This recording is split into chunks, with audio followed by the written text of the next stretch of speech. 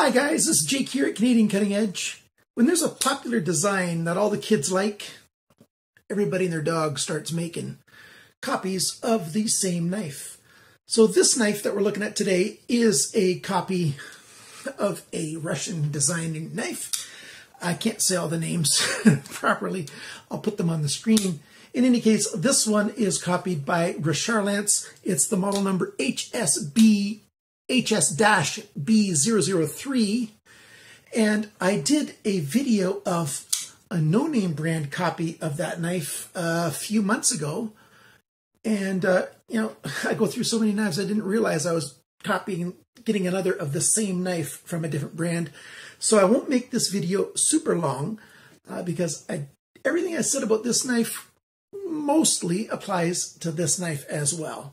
There are, of course, a few differences, but not that awful much. So let's get down to the tabletop mode and take a little look at this knife by Rcharlance.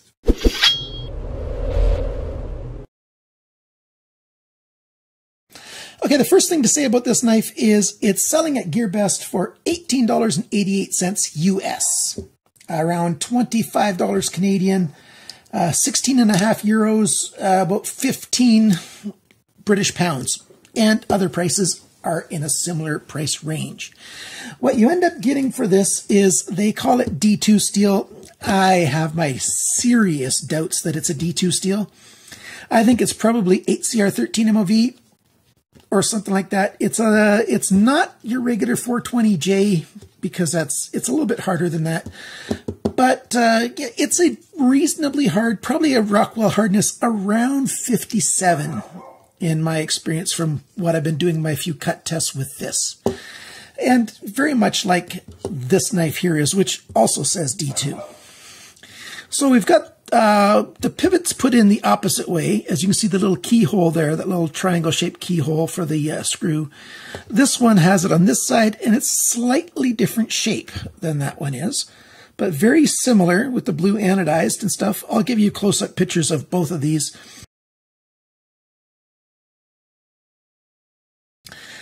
Flipper tab on both of them, and the flipper is not identical on both. So these two knives were either cut with a different pattern in mind, a different machine or whatever. They're just not identical. They're just copies that I think were made at around the same time at two different factories. Maybe at the same factory, but you know, two different lines, because you know, the sharpener's choil is a different size. This one's smaller. The thumb flipper is a bit wider on this one than it is on that one.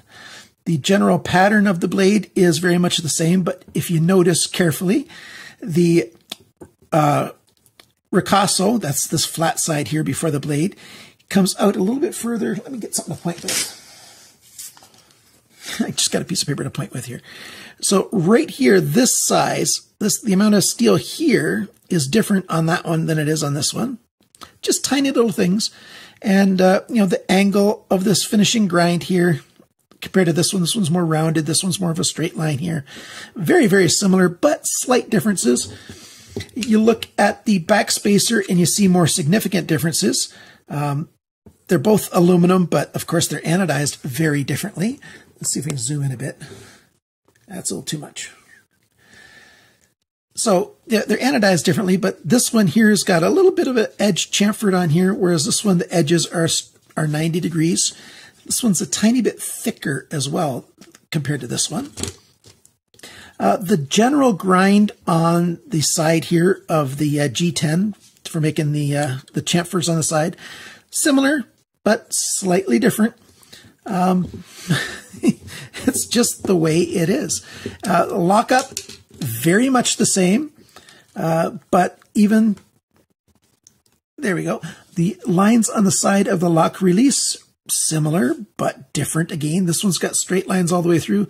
That one there has got two little waves, one line going one way and then another line on a slight angle compared to that one, first one. Let's zoom back out. It's not looking very good that way. It's not giving a good picture. So slight differences there. You know, slight differences everywhere you look.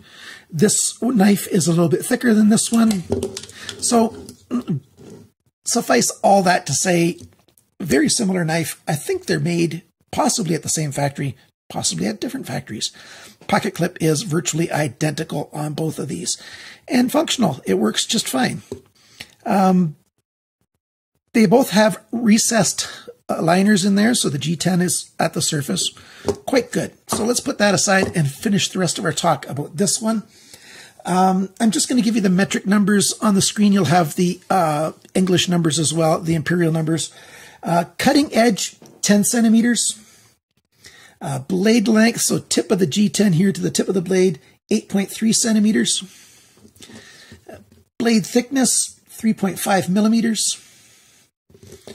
Blade depth, 2.5 centimeters.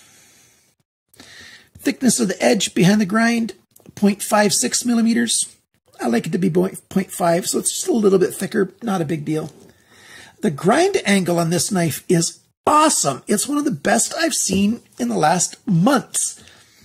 20.4 degrees on one side, 20.5 degrees on the other side. Was this sharpened on a machine or by hand? I think it might have been sharpened on a machine. By hand, you generally have more variability, but there's some bigger name knives, still budget range, that are way off compared to this. Brands like Best Tech, brands like Artisan Cutlery, brands like Kaiser's budget line, or their Vanguard line, the Tangram, that's what I was thinking. Much more variability in that final grind. This is 20.4 and 20.5. Awesome. So it's really easy to sharpen this knife. I don't have to take off a bunch of steel to make it even on both sides. I like that a lot. Handle length, 12.5 centimeters. Grip area between my thumbnails, 9 centimeters. Handle thickness, this is where this one's thick. It's 7.9 millimeters. The handle depth, that's this dimension this way. It's biggest right here, 2.2 centimeters. Total length of this knife with the blade deployed is 20.8 centimeters. It weighs 124 grams, 4.35 ounces. Nice and light, just like its sibling over here. So unique features, no, there's nothing unique here. It is a cup. It's a Shirogorov design. The original ones, you can get over $3,000 American. Zero Tolerance has a version of, a licensed version of this knife. That's $180 for their cheapest one. They have more expensive ones as well.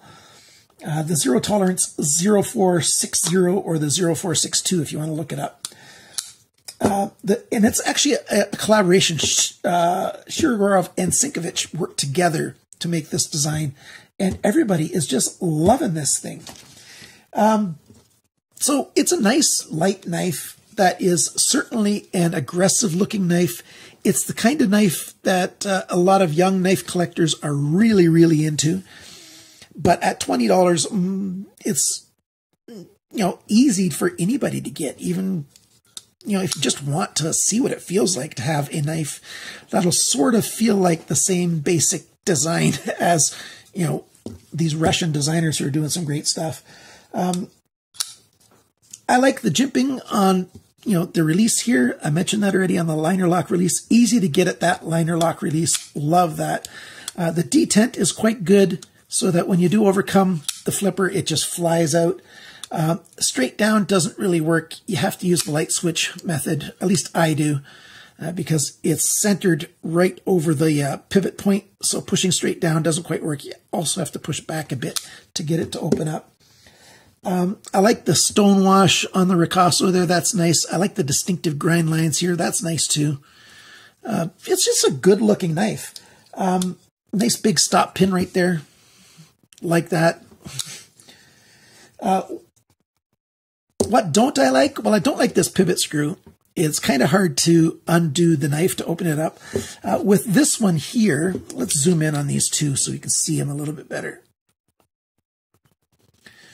So with this one here, I can get a either a spanner that has 2 points on it and get it in there and turn it. or even a flat driver. I can get in just on one side, a flat screwdriver, and undo this. I don't need the proprietary key. With this one, I can also undo it with a flat driver, but I have to be much more careful because it's more prone to slip out. And to get a flat driver in there, a standard driver, you got to get just the right size. So you want to get a kit of screwdrivers that's got a big range of flat drivers, so you get one that's just the right size. And then be careful. You got to get it in there perfectly straight, and you don't want to slip it because this is already worn on here a fair bit, but that's not from the drivers inside. That's just from this side, you know, touching stuff, rubbing on things, and the surface is coming off on that anodization. So the anodization is cheap. There's a little chip right there. Not very good work on the anodization. This model here has got better anodization done on it. Around the same price, though, for that, too. Let's zoom back out. So of these two, which one would I get? Well, I'd rather get this one. I'll put a link to this video on the very end of this this video, so you can get this one if you want. It'll be up here in this corner, a link to the review that I did for this. But this isn't a bad choice. It's just not great. The pocket clip is a little too flat. It should be bent up just a little bit. I'm going to zoom in for that a little bit too. So it's hard to get the pants to get underneath there. If it was bent up just a bit, it'd be easier. Let's see what that looks like.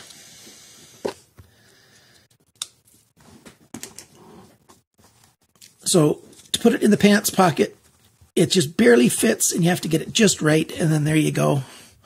So 1/2 inch sticking out, almost 1.5 centimeters sticking out of your pocket. Not bad. This one here is a little bit higher on that pocket clip, and it makes it a little bit easier to put in and out. Well, out of the pocket's no problem, but to get it in the pocket, that one works just a little bit better. How well does it cut?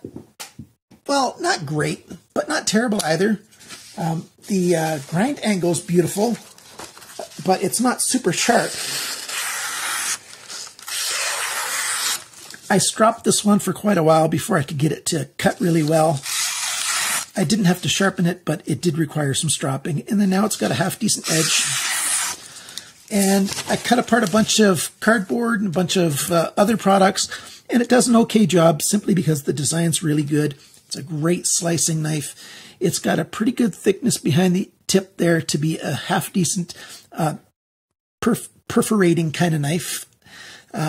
So it's reasonable for its price. Hey, there's no reason not to get this. If you like the design and you've got 20 shekels, grab yourself one of these knives and you will not be too disappointed. Yes, it does have ball bearings in there. They're just cheap steel ball bearings, but they work. It's a reasonable knife.